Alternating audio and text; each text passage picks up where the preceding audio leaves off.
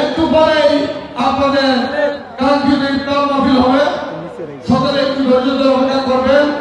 আমি একটু বিদায় দেবো বলেই আমি একটু আগে চলে যাব।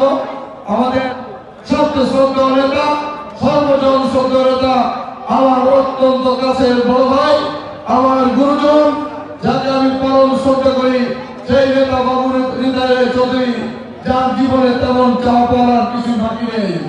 শুধুমাত্র আপনাদের খেদমত উনি করবেন, কিন্তু আপনারা যারা বিগত নির্বাচনে কঠিনভাবে 2 নম্বরী করে বেইমানি করেছেন,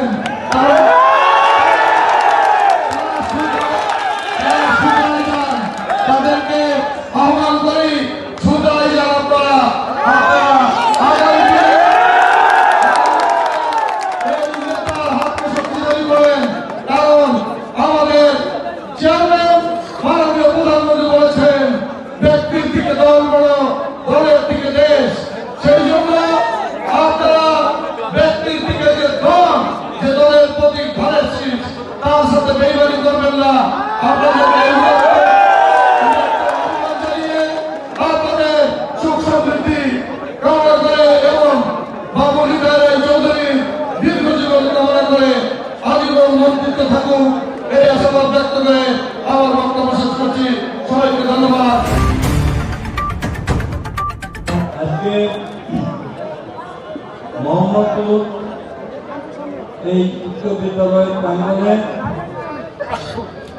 যেখান থেকে আমাদের রাজনীতির হাতে খড়ি হয়েছিল, সেই অল্প বয়স থেকে আবার এই বয়সেও এখানে আজ আমি আবার আপনাদের সামনে হয়েছি। যেমন মিলিত হয়েছিলাম আজ থেকে প্রায় 40 বছর আগে, 37 বছর আগে প্রথম মন্ত্রী হয়ে এই হাইস্কুল।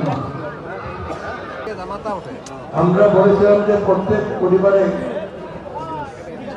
একটা করে ফ্যামিলি কার্ড দেওয়া হবে, অর্থাৎ যে পরিবারগুলো ফ্যামিলি কার্ড পাওয়ার উপযুক্ত, সেই ফ্যামিলি কার্ডের অলরেডি কার্যক্রম শুরু হয়ে গেছে এবং বিভিন্ন জায়গায় দেওয়া আরম্ভ হয়েছে।